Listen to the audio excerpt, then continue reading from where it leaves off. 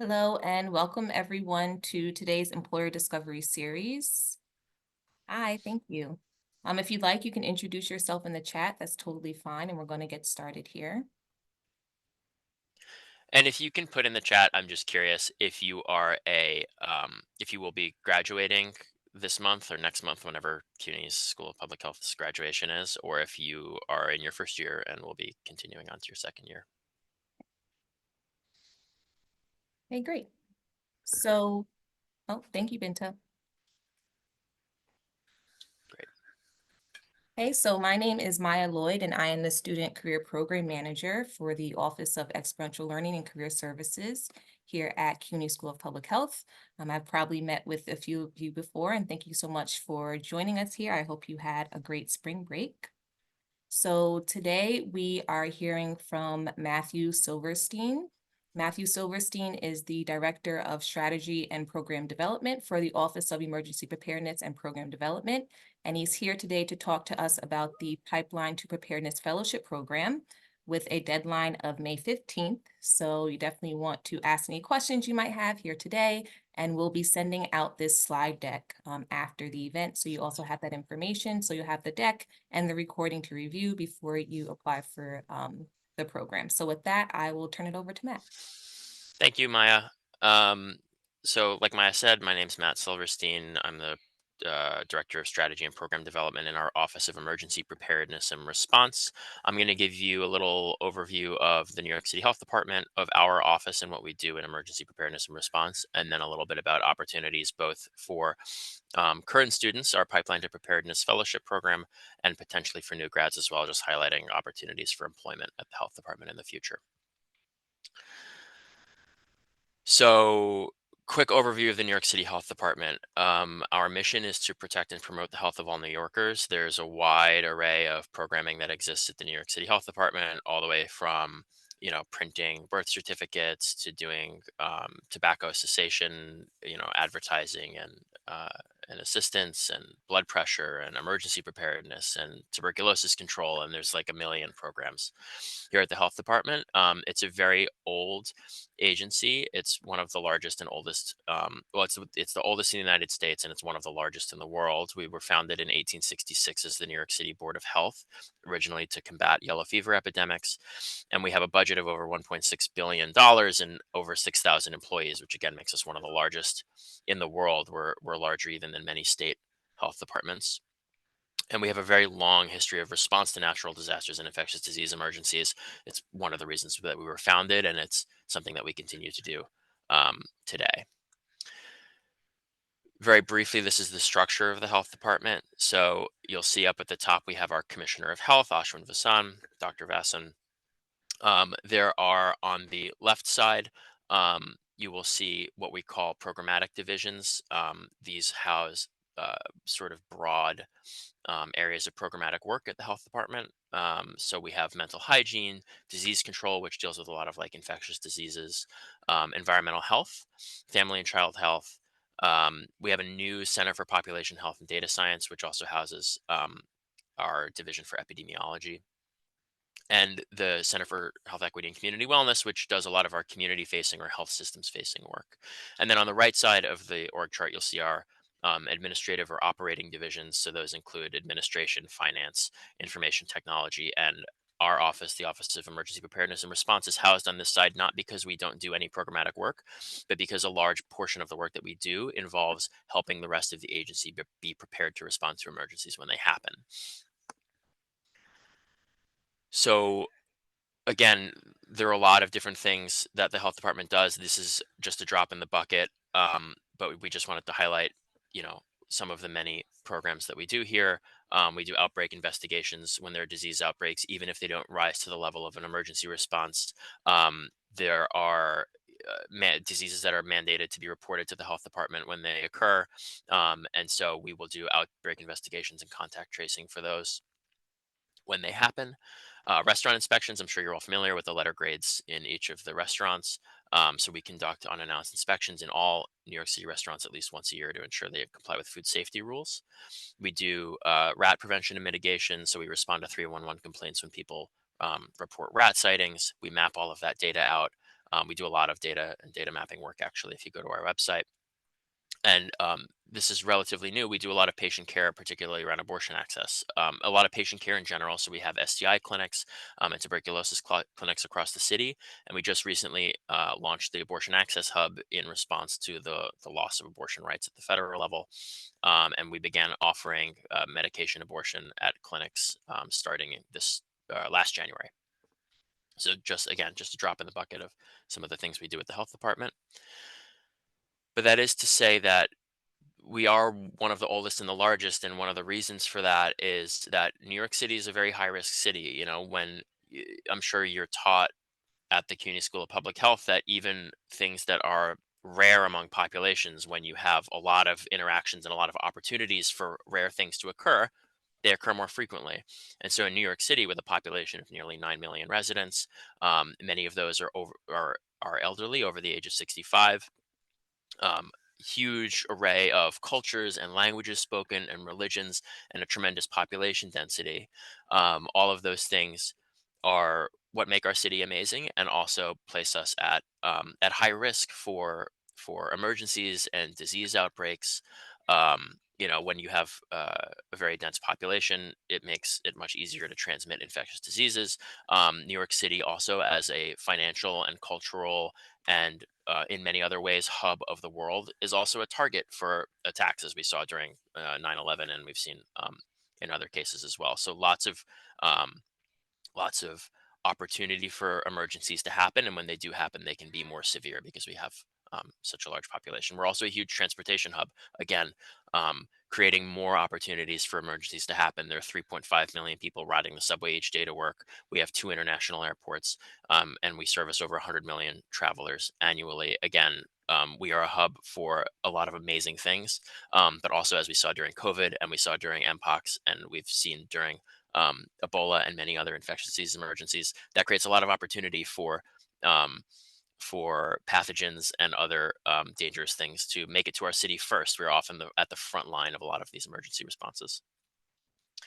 And so now I'm going to talk a little bit about public health and healthcare preparedness and response, and what this looks like at the New York City Health Department. So my office, the Office of Emergency Preparedness and Response, our mission specifically is to advance the health department and New York City's ability to prevent, prepare for, respond to, and recover from the health impacts of emergencies.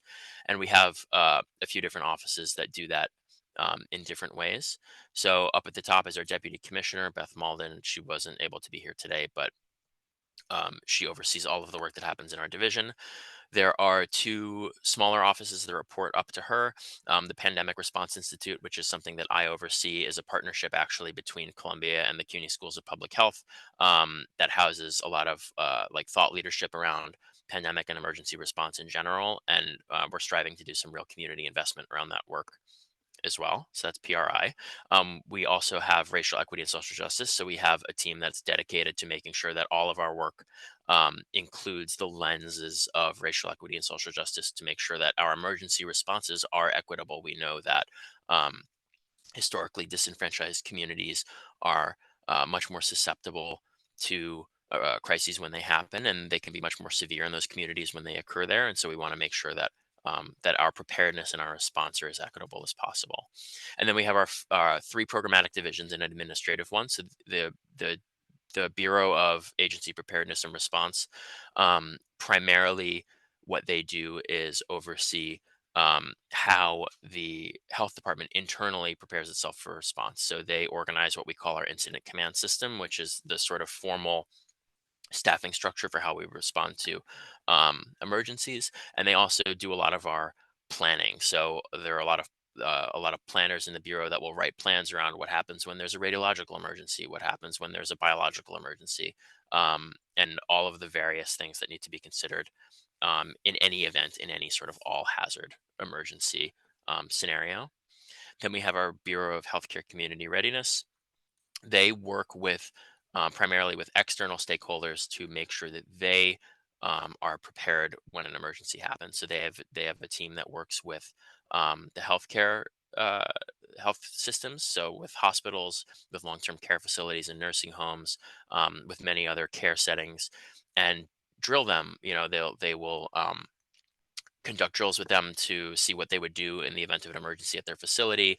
They provide them with resources on how to conduct their own emergency preparedness, all sorts of work, and they convene a healthcare coalition of a lot of these partners, so that during emergencies we are maintaining direct contact with these settings, so that we know when there's healthcare surge happening, the resources that we need to provide them with in emergencies to make sure that they're able to operate at full capacity.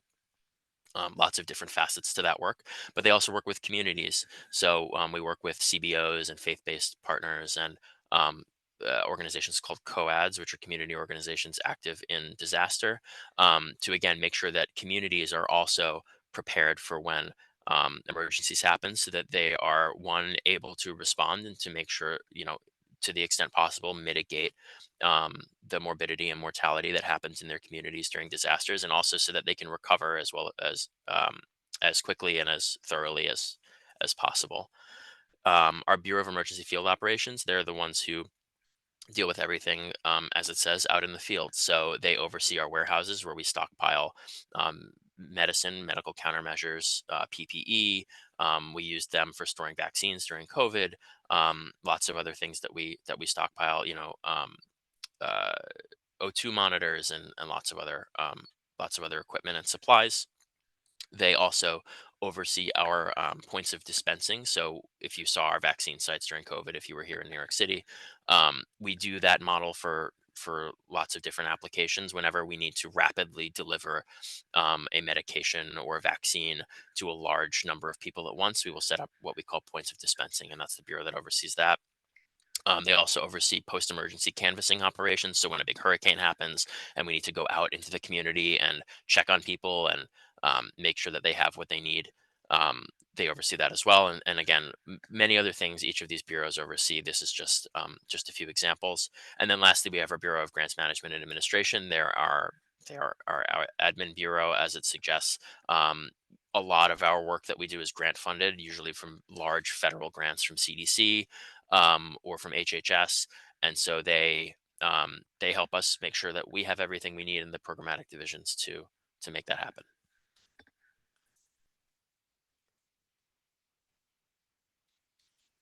Uh-oh. Okay. Oops.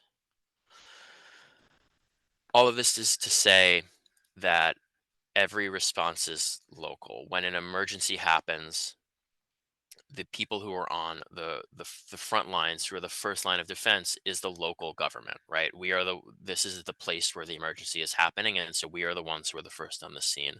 We are responsible for managing all of the preparedness for the entire city, detecting emergencies when they happen, and then responding, and recovering, right? Even when the state and the feds, when they provide support during large scale emergencies, um, we are still the first ones here and we're still the last ones to leave, right? Making sure that we are trying to put the pieces back together as much as possible.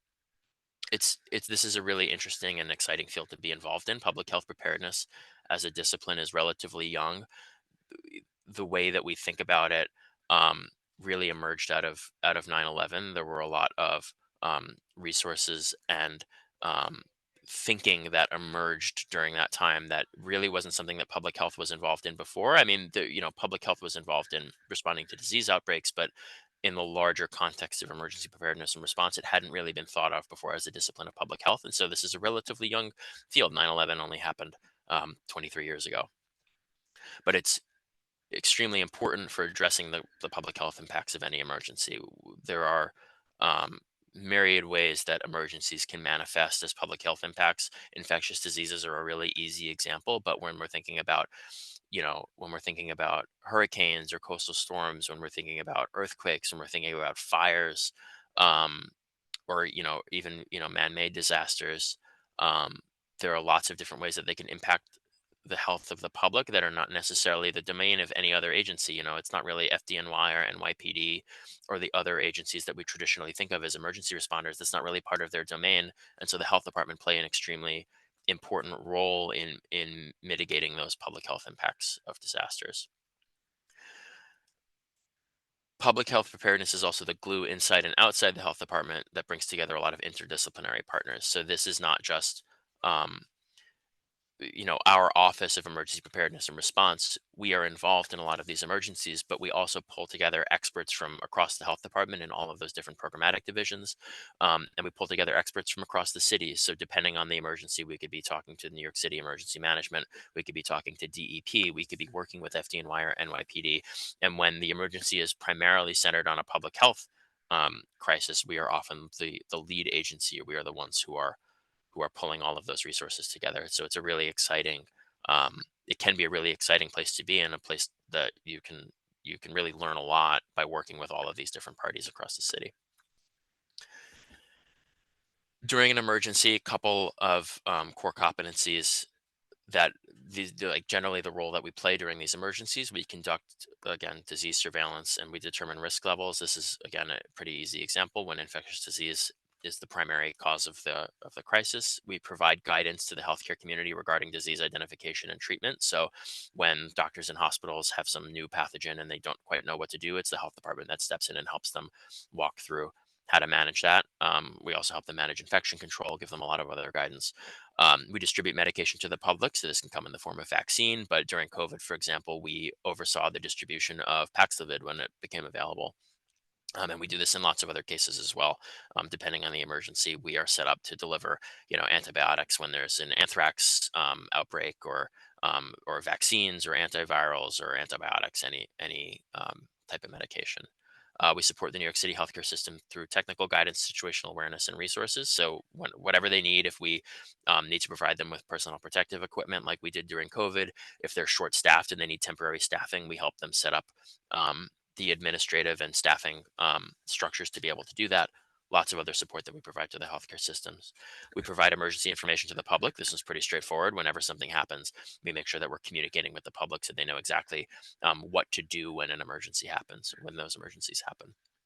We also provide safety information to the public and to emergency workers regarding potential hazards in different environments. I think reasonably straightforward. And we also coordinate mental health needs and services. So in any emergency, really, the direct public health impact is not the only crisis that happens. There are frequently these. During COVID, we called them parallel pandemics, but during smaller scale emergencies, it's still just as valid. Huge mental health impacts to people who were impacted by disasters, right? People can lose their entire livelihoods in an instant. And so we provide mental health resources both to the public and the community, and also to our own staff is equally important. Our own responders require mental health support when dealing with a lot of these emergencies. It can be very taxing.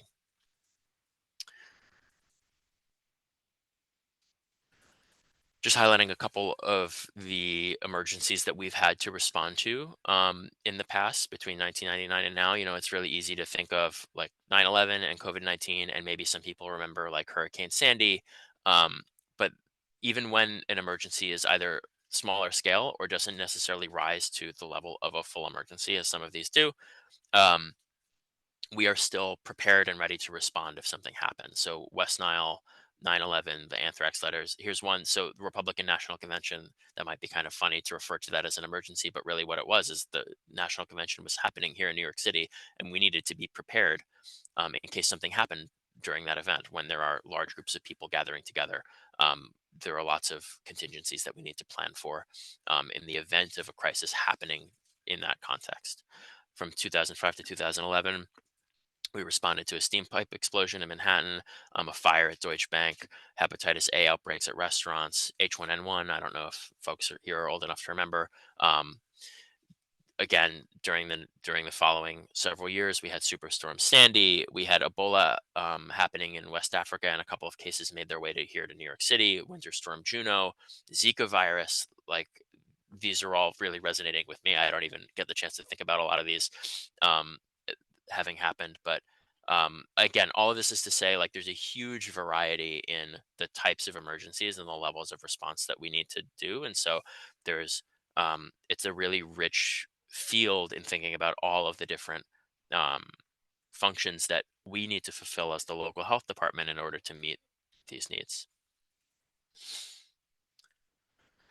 So we just wanted to to show you really quickly as an example, COVID obviously was the largest emergency response that any of us had ever been part of. It was really the largest emergency response in our history, pretty much since the 1918 flu pandemic. And while you may have seen um, our our public education campaigns, and you may have seen our vaccine sites, you may even have had medications delivered to you. There was lots of stuff happening behind the scenes that you might not have seen, and so we like to highlight this for folks, or at a scale that you may not even like have conceived of. And so as an example, we delivered over 100 million pieces of PPE and medical supplies to the New York City healthcare system. We have hospitals and pharmacies and and nursing homes and long-term care facilities all across the city, thousands of them, and they all needed help, and we met that need. We delivered over 65,000 courses of COVID-19 therapeutics, home delivery to patients who really needed it, homebound patients, sick patients, and made sure that that was equitably accessible to everyone, even during a time of scarcity when those medications were very hard to come by. We made sure that those were available no matter where you live, no matter what your zip code, your race, your ethnicity. Those medications were available to you. The city established a task force for racial equity to target our resources to the neighborhoods that needed them most, places that seen in the first wave of COVID suffered the most devastating impacts of the pandemic, and neighborhoods that have been historically disinvested in for, you know, centuries. Um, we established ways of looking at, where those neighborhoods are, who those populations are, and how we can specifically target resources to them to try to reduce disparities in health outcomes in those neighborhoods. We had several call centers working 24/7, answering over 360,000 calls from both providers and the public, and we delivered nearly 18 million COVID-19 vaccines as of June 2022. So just a tremendous amount of work during COVID. And this again is only scraping the surface of everything that we did during that response. Just showing you a little bit of what it looks like behind the scenes. This is our PPE and ventilator distribution operation, massive warehouses that we have, that have all sorts of different supplies that feed that 100 million uh, pieces of equipment delivery statistic. And again, if you were in New York at this time, um, you probably have been to something that looked a lot like this, our mass vaccine planning and operations that happened when the vaccines first became available. Okay, so that's a very basic overview, and I'm happy to answer any questions about that. I know there's so much more that's involved in the New York City Health Department, in my own office in emergency preparedness and response. So happy to answer any questions, and I'm going to jump a little bit into some of the opportunities that we're here to talk about today. So it's really never been a more exciting time to get into public health emergency preparedness and response, in particular the aftermath of COVID-19 being the largest pandemic that really we've ever seen, um, has really led people to understand the importance of the work that we do. And so public health right now is really in the spotlight. um what and that can be a good thing and a bad thing, right? All of the amazing things that we do, and people really understand the role of a local health department better than they ever did before. um but we're also scrutinized much more heavily as a result of it, and I'll get into that down at the challenges. But we're really in a spotlight right now. This is really an opportunity to think about the way that we do things and transform them to address equity issues, to really improve the way that we do our emergency response. So there's a renewed energy for preparedness. This really made people realize the importance of the role that we play. And there are also huge opportunities with emerging technologies like AI, but also just investment that's coming into public health as a result of the aftermath of COVID-19 to really change the way that we do our work to make it more data driven. We were always doing data driven work, but there are always opportunities to leverage data in new and interesting ways to improve the quality of our responses. We were doing that during COVID when we started using wastewater surveillance, looking at the COVID incidents in our wastewater to try to estimate disease burden in New York City. And we're doing it now to, again, try to improve the ways that we address equity during emergency responses, and lots of other things that we're doing as part of a data modernization initiative. But there are also tremendous challenges, and this is daunting, but also very exciting that we get to try to to tackle these challenges. Emergencies are becoming more frequent and more complex. We know this to be true. In just the last several years, we responded to a measles outbreak in 2019. We responded to COVID-19. We responded to mpox. And now there's the migrant crisis, which you might not think of as a public health emergency, but very much is in lots of different ways. We are dealing with tremendous population density. We're dealing with disease outbreaks in shelters, all sorts of different ways that this manifests in a way that the health department needs to manage. Um, but they're becoming more frequent and more complex. And so we need to change the way that we think about how we do our responses to make sure that we can meet the needs of this new era. There are also workforce shortages. But even before COVID, but COVID too had a tremendous impact on our workforce. There was a lot of burnout. Um, we were working for years, very long hours. And so, this is a tremendous challenge for us. We are now trying to build back up to full strength. I hope that you all will be a part of that. And also the politicization of public health. Again, this comes along with public health being in the spotlight. Is there are, and you all know this, I don't need to tell you this, many different opinions about the role of government and the role of public health. And with public health being in the spotlight during and after COVID, that comes with, political forces tugging us in one direction or another, whether or not, public health is valued in the political sphere or whether it should be invested in, and many other angles on this issue, and that's also something that we need to contend with. As a government agency, we're certainly not immune to the political winds, but a tremendously exciting time to get involved in the field. And so I'm going to talk a little bit about our opportunity for current students. So this is our Pipeline to Preparedness Fellowship Program.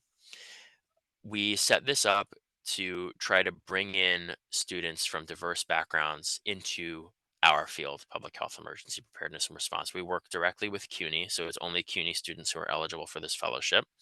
It is 10 months long and paid, so this is a good longitudinal opportunity. You get a lot of opportunity to really go into depth with the work. Um, and do something really meaningful here at our department. So, students who we bring on as fellows work on projects with a mentor here in our office. And those projects are genuinely, and I'm going to show you what a couple of those projects look like, but genuinely meaningful contributions that advance the work of the New York City Department of Health and of our Office of Emergency Preparedness and Response. And it allows students to gain practical experience in this field. This is, again, a really exciting field to get involved in. Lots of really interesting things to work on here in our office. And it gives you access to career opportunities here at the city health department. Getting involved in civil service can be um, a daunting task. It can be difficult to get your foot in the door, and so doing an internship or doing a fellowship can, one, be a really good way to do that. Two, it gives you experience directly at the agency, and that gives you a leg up when it comes to recruitment processes. And also that institutional knowledge is like tremendously valuable if you are looking to go into civil service as a career, as a first job out of graduate school or as a career. This can be a really good opportunity to get your foot in the door. So just showing you some examples of some projects that our fellows have worked on in the past. Um, One of our fellows here, her name was Myra. She did data analysis and developed dashboards in different technology platforms that help inform our actions when emergencies happen. So the dashboard you're looking at here, she mapped out all of the different healthcare facilities all across New York City. She mapped out what evacuation zones they're in. So are they in a flood zone or any other area that sort of makes them more vulnerable to need to evacuate, and whether they are hospitals or adult care facilities or nursing homes, where they are in the boroughs. All of this is super vital information for us to have when a crisis happens. Supporting the healthcare system is one of the major roles that we play during crises, and so this tool will be um, vital during the next response, when it involves the healthcare system, for us to be able to make decisions about what facilities to reach out to and what supplies they need, and all of those various decisions that we have to make. So this was really tremendous and exciting work. Um, Another example, Zainab here, um, was doing more on the planning side. So she worked with our CBRN team, that's chemical, biological, radiological um, emergencies. And she interviewed a number of experts in their field in radiological emergencies to help develop communication techniques for how we talk to the public about radiological emergencies before an incident happens. How do we try to communicate to people um, to help them be prepared for any type of radiological emergency before it happens? And so I cut a figure out of um, her out of the presentation that she did, but she wrote a really tremendous paper on this. It was accepted to a conference. Actually, they just presented a couple months ago on this work, and like really important work for us to understand what we can be doing now to prepare New York City for a radiological or nuclear emergency. And last example, two fellows worked on this actually, looking at what are called concept of operations. They are essentially plans across the nation around what's called crisis standards of care. So this is, when an emergency happens and there are a lot of patients, right? And hospitals are overwhelmed and they physically cannot provide the standard of care that they would want to during normal times. We need to be able to fall back to what we call crisis standards of care. What's the minimum level of healthcare that we must provide to people, um, so that we can try to make sure that we're able to care for everybody during a crisis, even if it's at a lower standard than again what we might expect the gold standard to be during peacetime, during non-emergencies. And they analyzed and compared across all of these states, what do these different plans have, where are they lacking in their planning capacity, what are the things that they do include, and where have they done a really good job, to try to create a standard nationally for what crisis standards of care are supposed to look like during a disaster. Again, like super important work. This is stuff that we don't have right now. Crisis standards of care planning is not something that we have really done a good job with nationally or even in our own state. And so they are really doing work pushing this forward at a local, state, and national level that can really benefit people the next time that an emergency happens. And so I would like to encourage you all to apply for this fellowship today. You too can do um, really amazing work like those fellows have done for us in the past. We are currently in a recruitment cycle for the next class of fellows. We're hoping to be able to start a class in June.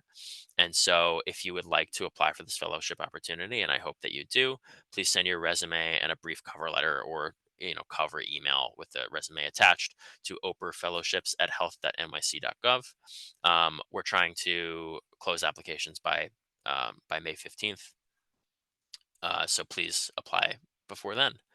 And then lastly, before we close and before I open it up to questions from you all, I just wanted to highlight quickly if any of you or anybody viewing the recording are upcoming graduates who are looking for a job out of graduate school, wanted to highlight a couple of open positions and then show you all of our current vacancies. So very quickly, highlighting one emergency response coordinator in our Bureau of Healthcare and Community Readiness that I highlighted before. Super important role, manages what we call our healthcare system support branch, which is the group of people that do a lot of that interface with the health system during a crisis. Um, so they really manage what are the activities that group engages in between emergencies. There's a lot of planning and a lot of coordination that's required between emergencies that happen. And so whether it's convening leadership meetings or updating group materials or staffing assignments, all of that work is within this. Also performing strategic planning for this group. So how do we build capacity to deliver better support to health systems in future emergencies? How are we forward planning around our staffing rosters and our leadership to make sure that one, it's fully staffed, and two, that it reflects the depth and breadth of experience across the health department. Super important role. Um, and also supports what we call our healthcare systems readiness unit. So that's within that bureau to focus on healthcare coalition. Again, I talked a little bit about them before. This massive coalition of healthcare providers that we organize from across the city. And how are we doing? Like, this role will help figure out how we do better health system engagement. How do we make improvements in preparedness in that group of stakeholders? They'll provide programmatic oversight of the various vendors that we work with, um, in the course of doing that work, and also some budget work, which is super important to learn. And so, like, a really good opportunity. So this is one. This is one that is a really good opportunity for someone coming fresh out of graduate school with little to no um, work experience, it's a good entry level role. Another one I wanted to highlight, which requires a little bit more experience, but again, another really good role is our mass prophylaxis plan manager, who is responsible for developing, implementing, and maintaining our public health emergency response network auxiliary distribution program. A lot of words. What they do is enlist the long-term care facilities, and you know build this program around them so that they can dispense medication to both the staff and the residents of long-term care facilities of nursing homes during mass prophylaxis operations. So if there's an outbreak and we're trying to prevent nursing home residents from getting sick, super important. I don't think I need to tell you all that. They also help develop and implement um, plans around how we dispense medical countermeasures or medications, whether they are preventative, prophylactic, or as treatment to first responder agencies. So those are FDNY, NYPD, New York City Emergency Management, the Health Department, um, other federal employees, and critical infrastructure support staff across the city. So how do we, when an emergency happens, how are we making sure that all of our first responders are getting treated, vaccinated, so that they can then go out and help everybody else? Again, extremely important. And they also assist the rest of the field operations training team in creating training resources around all of this work and around those points of dispensing that I talked about earlier, where we do rapid distribution of a large amount of medications or prophylactics to uh, to the New York City population. So those are just two open positions I wanted to highlight. They're very cool jobs. All of the jobs here are really cool.